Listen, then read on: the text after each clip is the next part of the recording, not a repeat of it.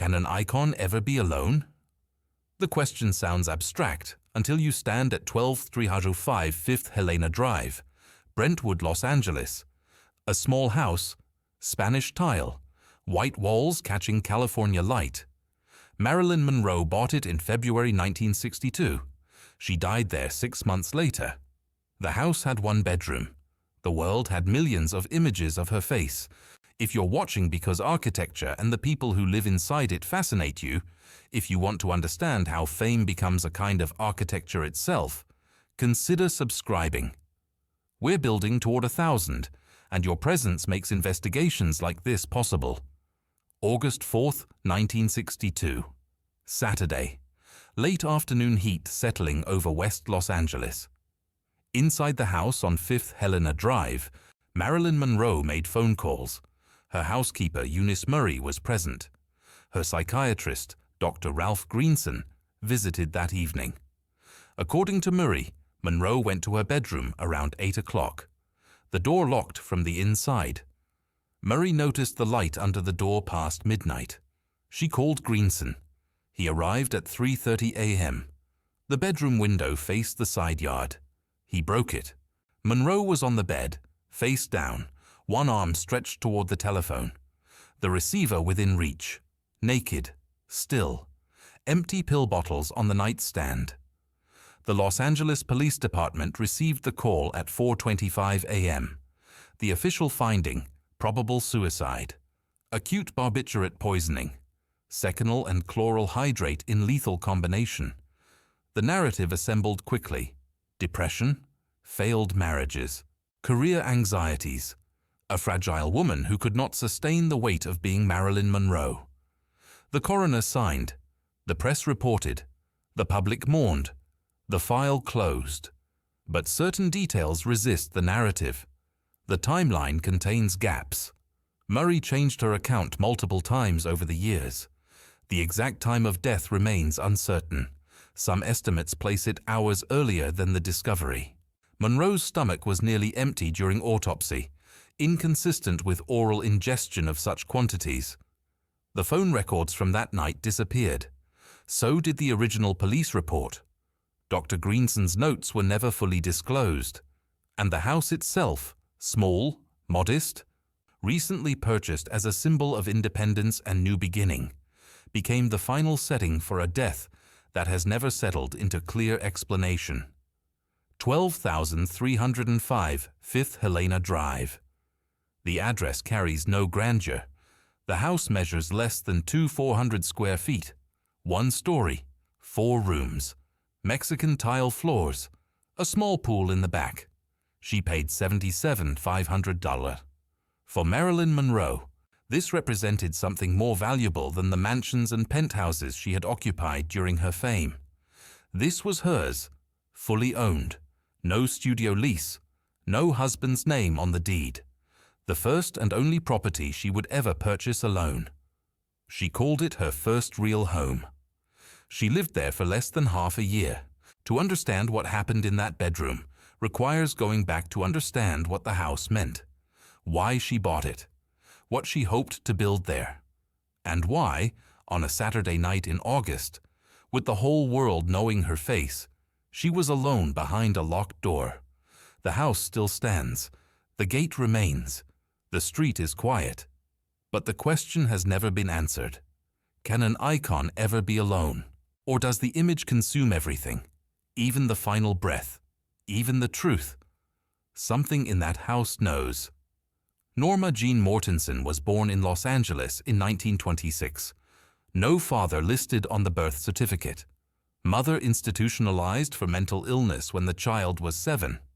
Foster homes, an orphanage, marriage at 16 to escape the system, factory work during the war. Then a photographer noticed her at the assembly line. The camera found something. Agents saw potential. Studios saw profit. By 1946, Norma Jean had signed her first contract. By 1953, she was Marilyn Monroe, and Marilyn Monroe was global. The transformation was methodical.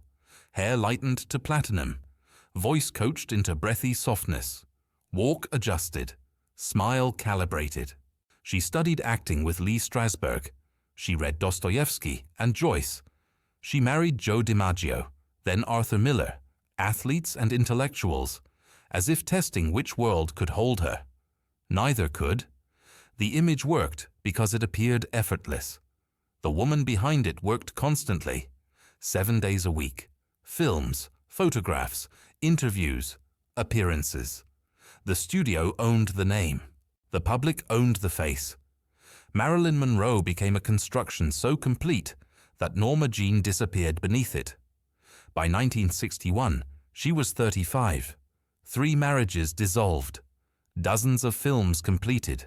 Millions of dollars earned, much of it gone to taxes, agents, lawyers, and the machinery that sustained the image. She had lived in studio apartments, rented houses, hotel suites. Never a permanent address, never ownership, always temporary, always borrowed. The realization arrived slowly. She had built a career, but not a life. She had projected an image of desire and glamour to the entire world, but she had no private space that belonged only to her. The house on 5th Helena Drive appeared in late 1961. A real estate agent showed her the property. Small, single story. Hacienda style, built in 1929, secluded, a cul-de-sac in Brentwood, West Los Angeles, far from Hollywood's central chaos.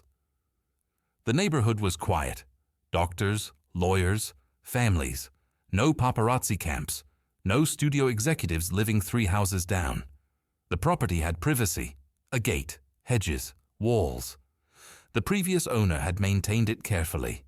Mexican tiles throughout, wooden beams, arched doorways, a modest kitchen, 1 bedroom, a guest room, a living room with fireplace. Out back, a small rectangular pool and a yard with citrus trees. She made the offer in February 1962, $77,500. For context, her last film salary had been $100,000. The house cost less than a single picture, but it meant more. She paid cash, her name on the deed, no co-signer, no husband, no studio backing, fully hers. She told friends it was her first real home. She was 35 years old. The numbers suggest modesty. 2,400 square feet, 4 rooms, 1 story. But stand in the entrance and understand what it represented. This was not a mansion. This was refusal. Refusal to live as spectacle. Refusal to perform domesticity in a house designed for magazine spreads. Refusal to continue the pattern of borrowed spaces and temporary arrangements. She wanted small. She wanted private. She wanted a door she could close and a gate she could lock, and a place where Marilyn Monroe could stop being Marilyn Monroe for a few hours at a time. She moved in during March. She bought furniture, white couch, Mexican pottery, books, shelves of them. She planted flowers. She swam in the pool. She invited almost no one. The housekeeper, Eunice Murray, came daily. Dr. Greenson visited for therapy sessions. A few close friends. Otherwise, the house remained hers. The gate stayed closed. The phone rang constantly, but she did not always answer. For the first time in years, she controlled access. The image could not follow her past the gate. Or so she believed. But isolation has weight. The house was small enough that silence became absolute. No staff wing, no distant rooms, just 4 walls, and the pool and the citrus trees, and the certainty that no one would arrive unless she called them. She had spent years surrounded by crews, photographers, directors, co-stars, handlers. Now she had privacy, complete privacy. And privacy, she began to discover, is not the same as peace. The house was supposed to be a beginning. She talked about adopting children, about starting a production company, about taking control of her career, the way she had taken control of her address. But spring became summer, and the film studios were not calling. The marriage to Arthur Miller had ended. The Kennedys, both of them, had distanced themselves. The press was turning. The image was aging. and the house on 5th Helena Drive, the symbol of independence and new beginning, was becoming something else. A place to wait. A place to be alone. A place where the question began to press against the walls. Can an icon ever be alone? Or does the image follow you everywhere, even into the one bedroom you finally own, even into the silence you fought so hard to create? By August, the answer was becoming clear, and it was not the answer she had hoped for. The house had routines. Eunice Murray arrived each morning around 8. She cleaned, she cooked simple meals. She answered the phone when Monroe did not want to. Murray had been hired on Dr. Greenson's recommendation, a companion as much as a housekeeper, someone to ensure Monroe was not entirely alone in the small house on 5th Helena Drive. The arrangement was professional, but it carried an undertone of supervision. Monroe was an adult woman who had survived foster care, failed marriages, and 2 decades in Hollywood. But the people around her, her psychiatrist, her lawyer, her few remaining close advisors, did not trust her to be alone. Dr. Ralph Greenson visited frequently, sometimes daily. He was her psychiatrist, but the relationship had expanded beyond clinical boundaries. He invited her to family dinners. His children knew her. His wife tolerated her. Greenson believed Monroe needed structure, routine, human connection. He prescribed medications, barbiturates for sleep, amphetamines for energy, tranquilizers for anxiety. The combinations shifted, the dosages adjusted. Monroe trusted him. She called him at all hours. He responded. But trust in this context meant dependence, and dependence meant control, and control meant that even in her own house, purchased with her own money, she was not entirely free. The phone rang constantly. Studios, agents, journalists, friends who were not quite friends, men who wanted something, women who wanted proximity to the image. Monroe had an unlisted number, but unlisted numbers leak. She began not answering. The phone would ring 10, 15 times. Murray would ask if she should pick up. Monroe would say no. Let it ring. Let them wonder. Let the world wait for once. But letting the world wait creates a vacuum, and vacuums fill with silence, and silence amplifies every doubt. In the small house, with its 4 rooms and single bedroom, there was nowhere to escape your own thoughts. No grand library to disappear into, no separate wing for guests, no staff quarters creating the illusion of occupancy. Just Monroe and Murray and Greenson's periodic visits, and the phone ringing into emptiness. She swam in the pool, mornings mostly. The water was cold even in summer. She would float on her back, staring up at the California sky, the same sky that appeared in 1,000 magazine photographs, but now experienced in private, without cameras, without direction. A small freedom, a pocket of time that belonged to no one but her. She told a friend the pool was her favorite part of the house, the only place where gravity worked differently, where her body felt lighter, where the image could not follow. But the image was deteriorating. The studios were pulling back. Her last film, Something's Got to Give, had been a disaster. She arrived late. She missed days. She appeared exhausted, unfocused, unable to deliver the performance the script required. 20th Century Fox fired her in June. The press coverage was brutal, unreliable, difficult, washed up. The woman who had once been the most bankable star in Hollywood was now a liability. She was 36. In Hollywood terms, ancient. The roles were disappearing. The offers stopped coming. The phone rang less often, and when it did, it was not opportunity calling. Financial pressure began to accumulate. The house had cost $77,500, manageable but not insignificant. Property taxes, maintenance, Murray's salary, Greenson's fees, legal bills. The money was flowing out, and no new money was flowing in. She had savings, but savings diminish. She had assets, But assets require liquidation. She had fame, but fame without work is just visibility without income. And visibility without income is a particular kind of torture for someone who had spent 20 years converting image into dollars. The Kennedys had been a presence earlier in the year. Both of them, Jack and Bobby. Visits, phone calls. The details remain contested, but the pattern is clear. Proximity, intimacy, then distance. By summer, the contact had stopped. The reasons remain obscure. Political calculation, personal guilt, external pressure. It does not matter. What matters is that Monroe had believed, or hoped, that connection to power might provide stability. It did not. Power protects itself. Icons are expendable. She began sleeping poorly. The barbiturates helped, but they required increasing doses. Nembutal, Seconal, chloral hydrate. Greenson prescribed them. Other doctors prescribed them. The combinations overlapped. The bottles accumulated on the nightstand in the single bedroom of the house on 5th Helena Drive. She would take pills to sleep, pills to wake, pills to manage anxiety, pills to manage the side effects of other pills. The pharmaceutical architecture was becoming as complex as the image architecture, and just as fragile.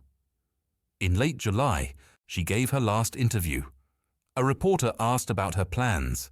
She talked about wanting children, about wanting to work with serious directors, about wanting to be taken seriously as an actress, not just a symbol. She smiled. She was gracious. She performed Marilyn Monroe one more time.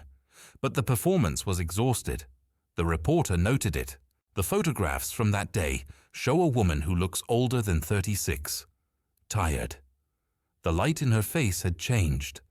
The house on 5th Helena Drive was supposed to be a refuge, a place to rebuild, a place to start again. But by August, it had become something else. A place to wait, a place to be forgotten, a place where the icon could finally be alone.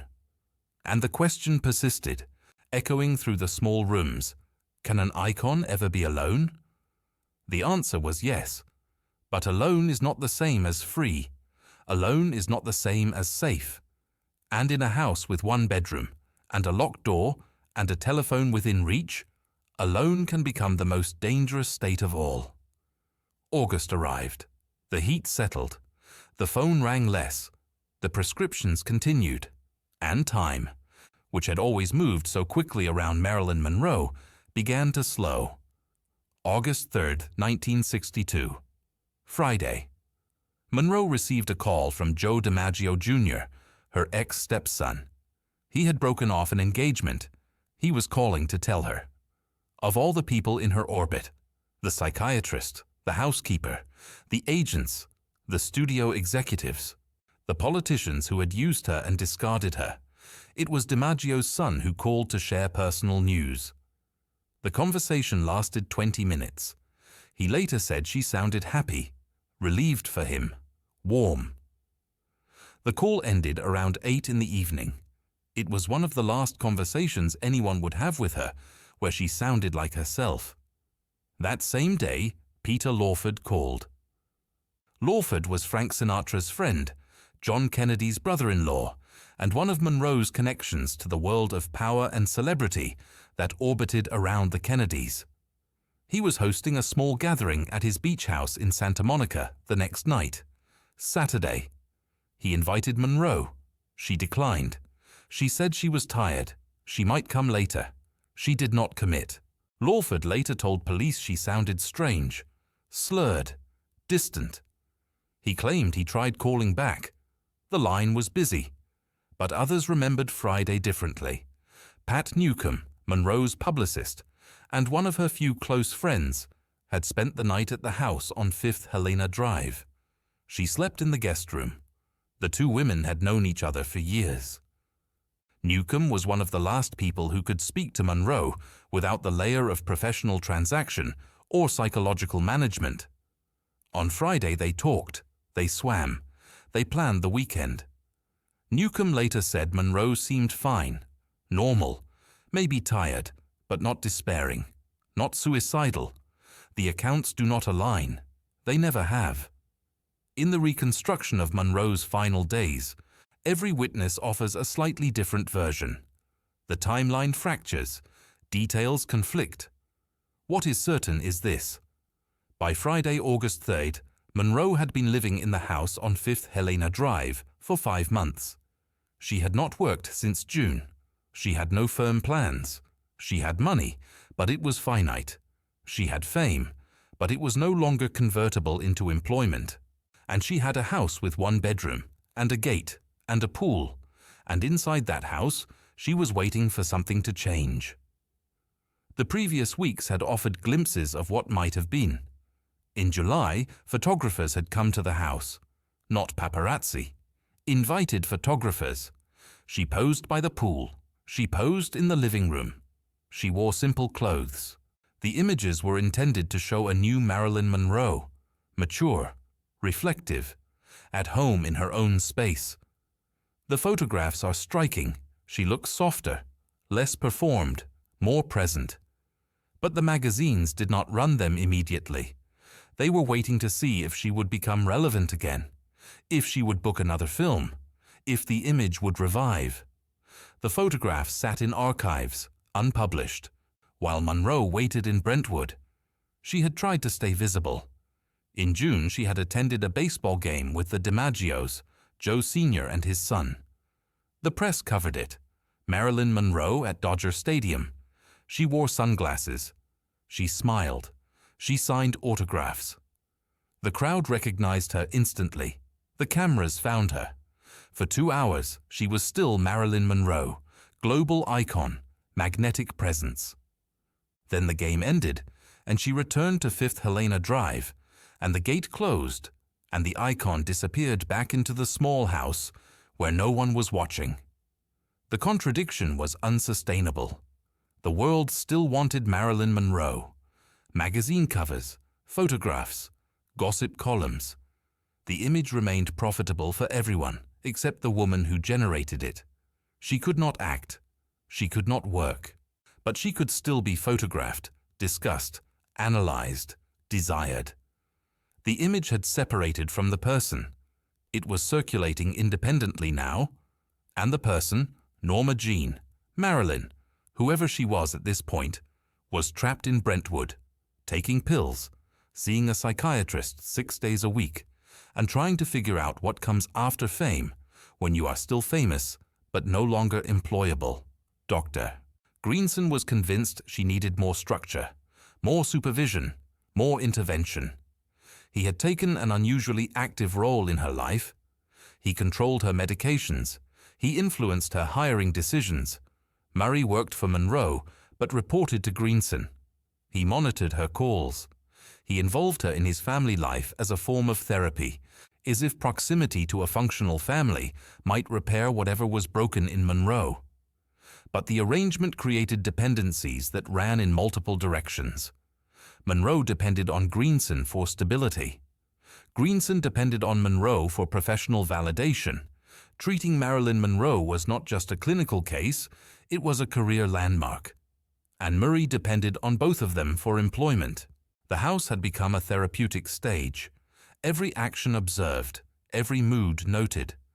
Monroe had bought the property to escape supervision, but she had ended up more supervised than ever.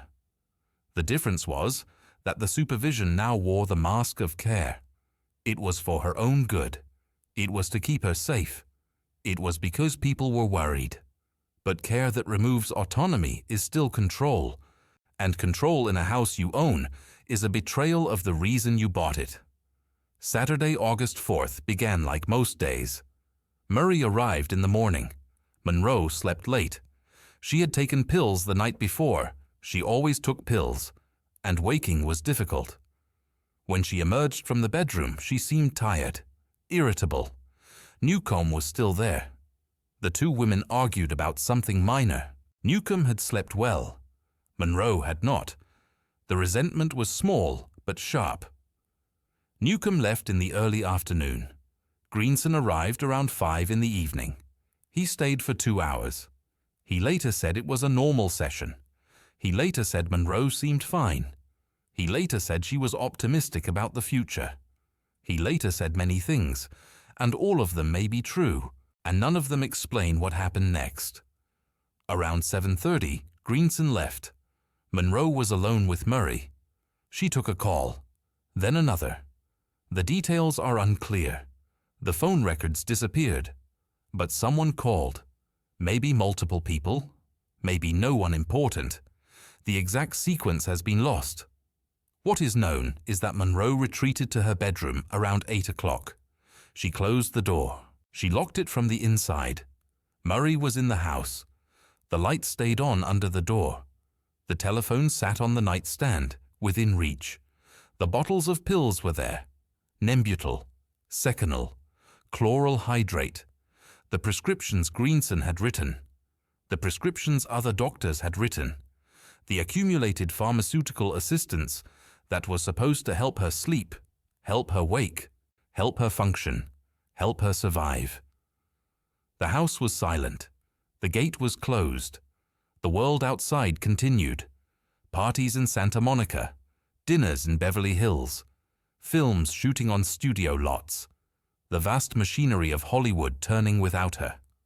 And inside the small house on 5th Helena Drive, in the single bedroom of the only property she had ever owned, Marilyn Monroe was alone with a telephone and a question that had been following her for months. Can an icon ever be alone? The answer was forming, but it would not be the answer anyone wanted. Eunice Murray noticed the light under the bedroom door past midnight. She later changed this detail. First she said midnight, then she said earlier, then later. The timeline of that night has never been stable, but at some point, whether midnight or 1 or 2 in the morning, Murray became concerned. She walked to the bedroom door. She knocked. No answer. She knocked again. Silence. The light was on. The telephone cord ran under the door. She could see it, but no sound came from inside. Murray called Dr. Greenson. He lived 15 minutes away in Santa Monica. He told her he would come immediately. He arrived at approximately 3:30 in the morning. Some accounts say earlier, some say later. The police report would eventually record 4:25 as the time of the emergency call, but Greenson and Murray were at the house for at least 45 minutes before that call was made. What happened during those 45 minutes has never been fully explained. Greenson could not open the bedroom door. It was locked from inside. He went outside. The bedroom had a large window facing the side yard. He broke it with something. Accounts vary on what object he used. He reached through. He unlocked the window. He climbed inside. Marilyn Monroe was on the bed, face down, naked, one arm extended toward the telephone. The receiver was near her hand. She was not breathing. Her body was already in rigor mortis. Greenson checked for pulse. There was none. He looked at the nightstand.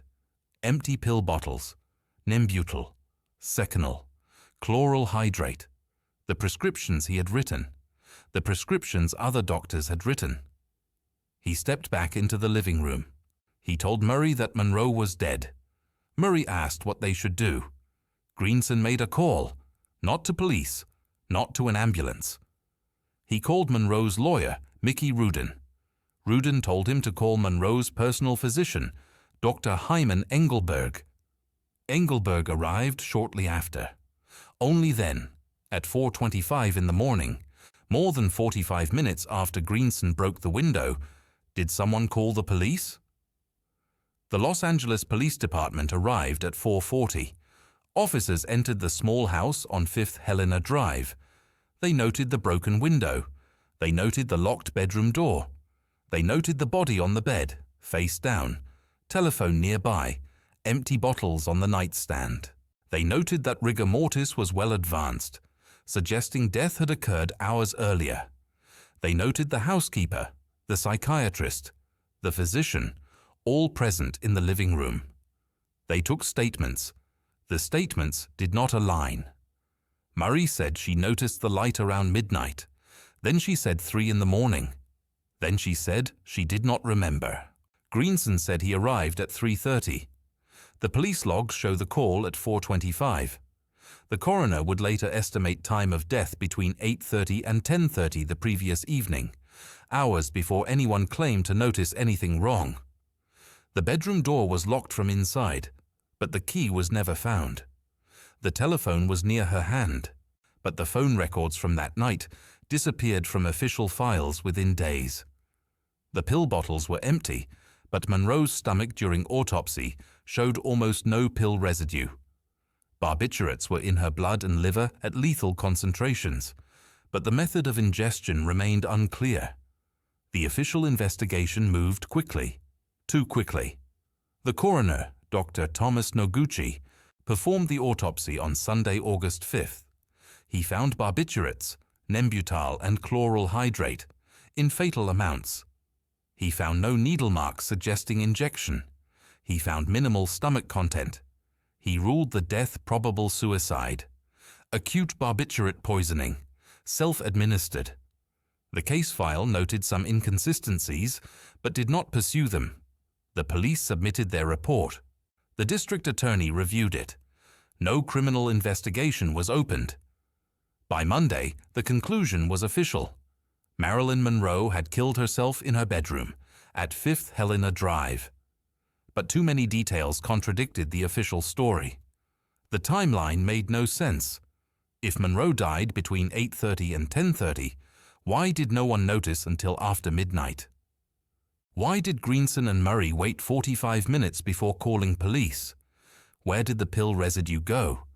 How did she ingest such quantities without physical evidence in her digestive system? Why were the phone records erased? Why did Murray change her story repeatedly over the following years? And why did so many people, Greenson, Engelberg, Rudin, Murray, seem more concerned with managing the narrative than with clarity? Alternative theories formed immediately. Murder. The Kennedys covering their involvement. The FBI. The Mafia. Conspiracies multiplied because the official version could not contain the contradictions.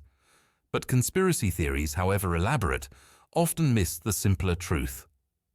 That Monroe's death may have been exactly what it appeared to be, a suicide, while also being something the people around her needed to obscure because their own roles in her final months were indefensible.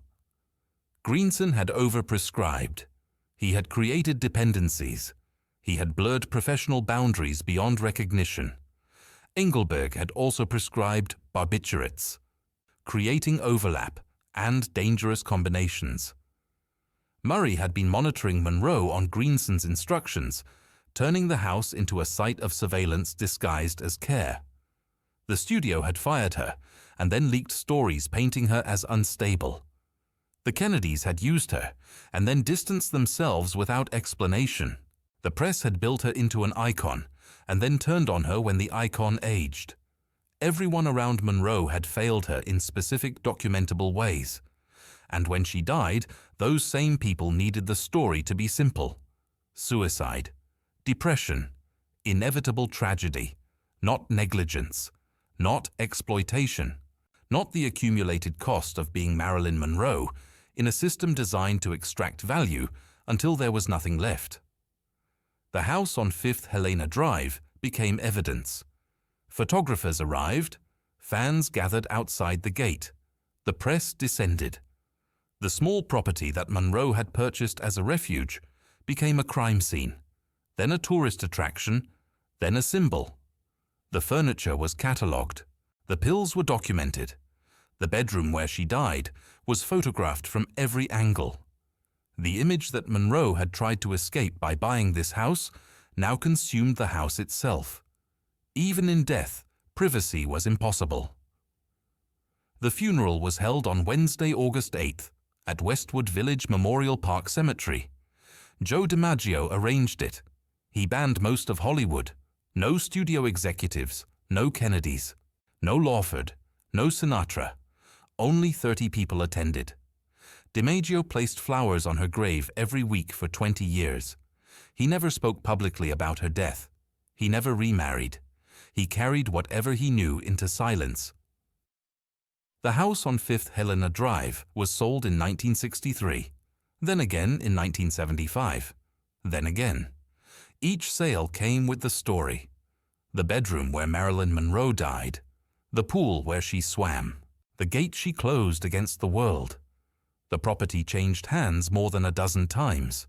Owners renovated. They expanded. They tried to erase the history. But the history remained. The address was enough. 12,305 5th Helena Drive. The last place Marilyn Monroe lived. The place where the question finally received its answer. Can an icon ever be alone? Yes.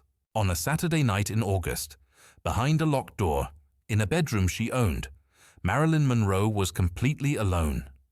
And alone, without the machinery of image and management and pharmaceutical assistance, she could not survive.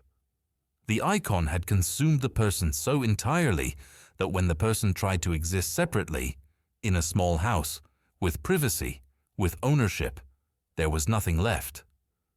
The image had won, and the cost of the image winning was a body on a bed, face down, one arm reaching for a telephone that could not save her. The world mourned. Magazines published tributes. Films were re-released. The image became immortal. Marilyn Monroe would never age beyond 36. She would never lose her beauty. She would never become irrelevant. Death had solved the problem that life could not. The icon was now permanent. But in the small house in Brentwood, in the single bedroom with Mexican tile floors and a window that had been broken from outside, the answer to the question was written in silence. An icon can be alone, but an icon cannot survive alone, because an icon is not a person. An icon is a construction, and constructions, when left without support, collapse. Time ran out on August 4th, 1962. Not slowly, not with warning, just suddenly, in a locked room, with empty bottles and a telephone, and the terrible clarity that comes when you realize you have been alone all along. The house on 5th Helena Drive still stands. The address has not changed. The Spanish tile remains. The gate is there. But almost everything else has been altered. New owners expanded the property. They added rooms. They renovated the bedroom where Monroe died. They replaced the window Greenson broke. They built additions that doubled the square footage.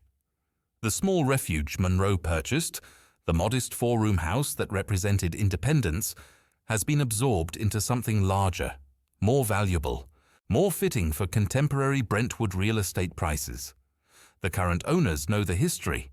Everyone who buys the property knows. The address ensures it. 12,305. 5th Helena Drive is not just a location. It is a coordinates of mythology. Real estate agents mention it carefully.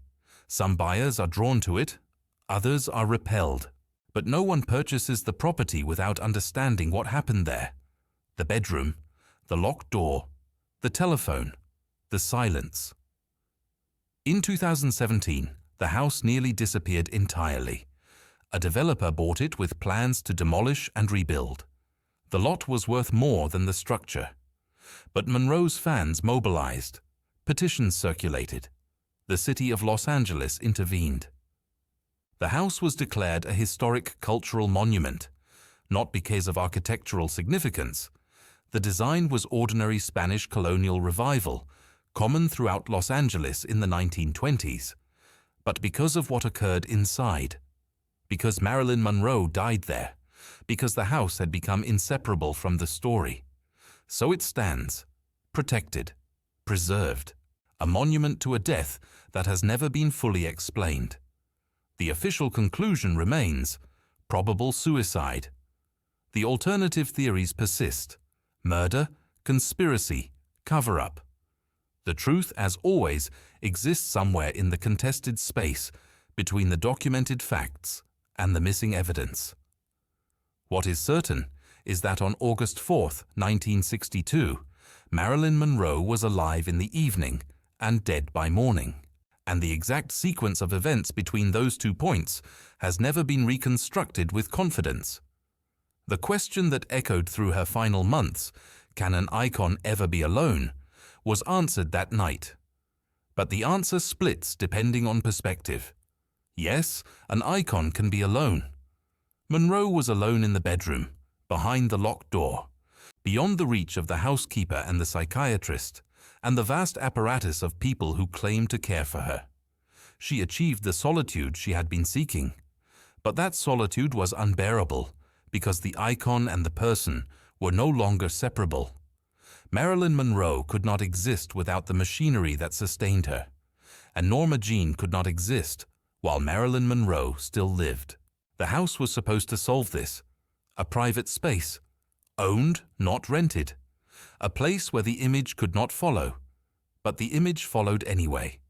It followed in the phone calls she did not answer, in the prescriptions accumulated on the nightstand, in the photographers invited to document her new domestic life, in the supervision disguised as care. The house could not protect her because the problem was not external. The problem was that Marilyn Monroe had become a role that required constant performance, and there was no space, not even in a locked bedroom in a house she owned, where the performance could stop. What remains now is silence and speculation. The house stands. The gate closes. Tourists drive by slowly. Fans leave flowers. Researchers file Freedom of Information requests for documents that have been lost or redacted.